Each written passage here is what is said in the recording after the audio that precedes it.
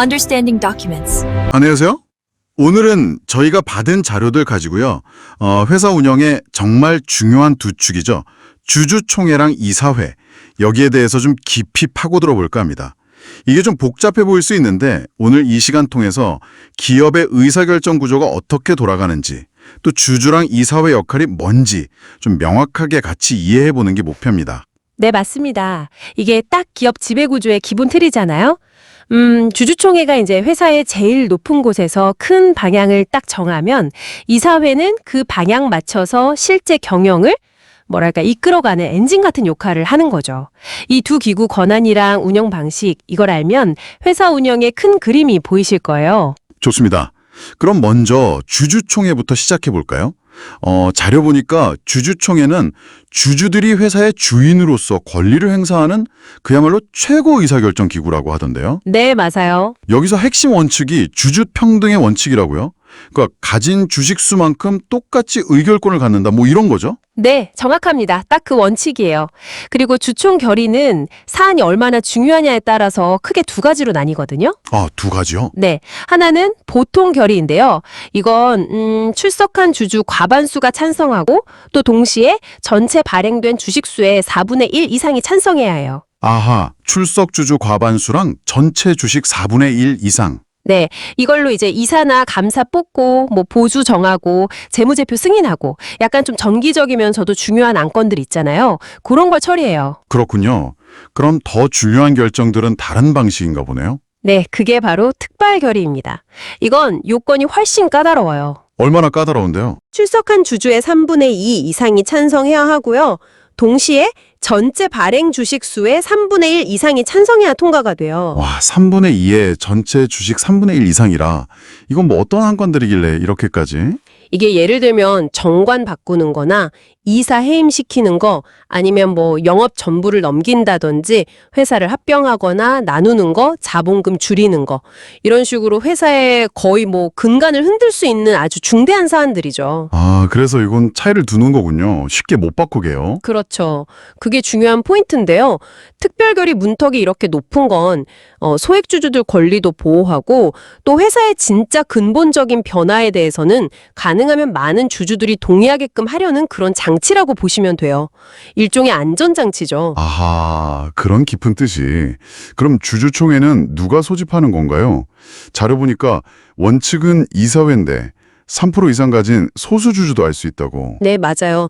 이사회가 기본적으로 소집하는데 요건 갖춘 소수주주가 소집해달라고 청구할 수도 있어요.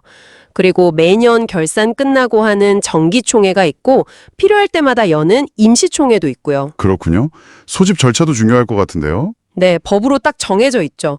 보통 총회 열리기 2주 전까지는 주주들한테 서면이나 이메일 같은 전자문서로 알려줘야 해요. 2주 전. 네.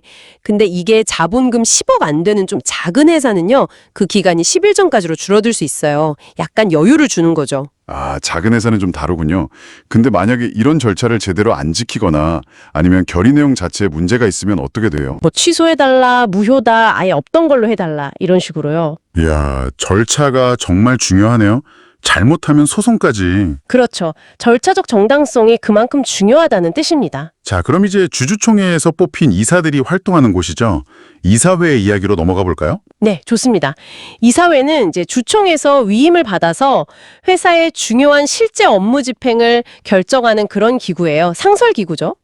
보통은 이사가 3명 이상 있어야 하는데 아까 말씀드린 자본금 10억 미만 회사는 한두 명만 있어도 괜찮아요.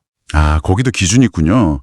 그럼 이사들은 어떻게 뽑히고 임기는 어느 정도인가요? 이사들은 주주총회 보통 결의로 선임되고요. 임기는 법적으로 최대 3년이에요. 물론 정관에서 더 짧게 정할 수도 있고요. 연임도 가능하고요. 3년이요? 그럼 이사회에서는 결정은 어떻게 해요? 아까 주총처럼 과반수 이런 게 있나요? 네, 비슷합니다. 이사회 결의는요. 이사 과반수가 출석하고 그 출석한 이사 중에서 또 과반수가 찬성해야 이루어져요. 과반수 출석에 출석이사 과반수 찬성. 이걸로 뭘 결정하는 거죠? 권한이 꽤 셀 것 같은데요. 네, 그렇죠. 예를 들면 새로 주식을 발행하는 거, 신주 발행, 아니면 회사채 발행하는 거, 또 회사의 중요한 자산을 처분하거나 사들이는 거, 그리고 뭐 지점 설치나 이전 폐지 같은 거요. 지배인 뽑고 해임하는 것도 여기서 하고요. 그리고 다음 주주총회 소집 결정도 이사회가 합니다. 와, 진짜 회사 운영에 핵심적인 결정들이 많네요. 근데 만약에 아까처럼 이사가 한두 명뿐인 작은 회사는요? 이사회가 따로 없는 거잖아요. 네, 맞아요. 그런 소규모 회사에는 법적으로 이사회가 구성되지 않으니까요. 이제 이사회가 원래 했을 역할들 있잖아요.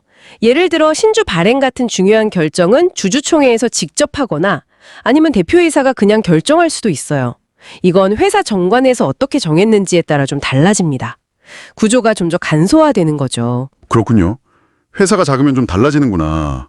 자, 마지막으로 감사 역할도 좀 짚어봐야 할 것 같아요.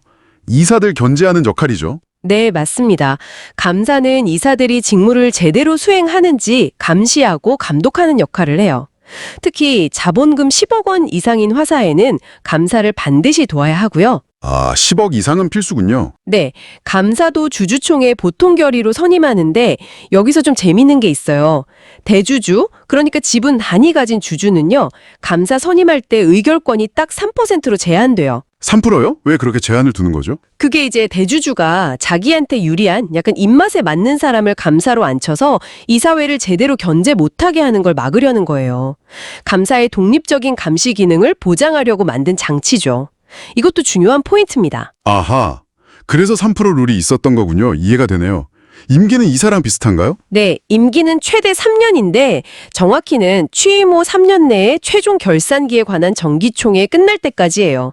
이사 임기랑 비슷하게 맞춰가는 거죠. 들어보니까 전체적으로 보면 주주총회는 약간 큰 그림, 회사의 소유주로서 방향을 정하고 중요한 사람 뽑는 역할을 하고, 네, 그렇죠. 이사회는 그 방향 맞춰서 전문성을 가지고 실제 경영을 이끌어 나가고, 네, 실행부대죠. 그리고 감사는 또 그 이사회가 잘하고 있나 감시하고 견제하고, 약간 뭐랄까 권력 분립 같은 느낌도 드네요. 정확히 그런 흐름입니다.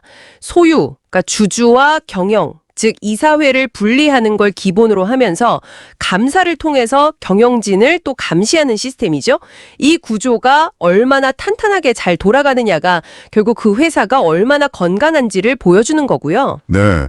자, 그럼 오늘 이렇게 쭉 살펴봤는데요. 이걸 바탕으로 마지막으로 이런 질문 한번 던져보고 싶네요. 청취자분들도 한번 생각해 보시면 좋을 것 같은데요. 이 법적인 구조가 있잖아요. 근데 현실에서 특히 우리나라 대기업들이랑 또 상대적으로 작은 회사들 있잖아요.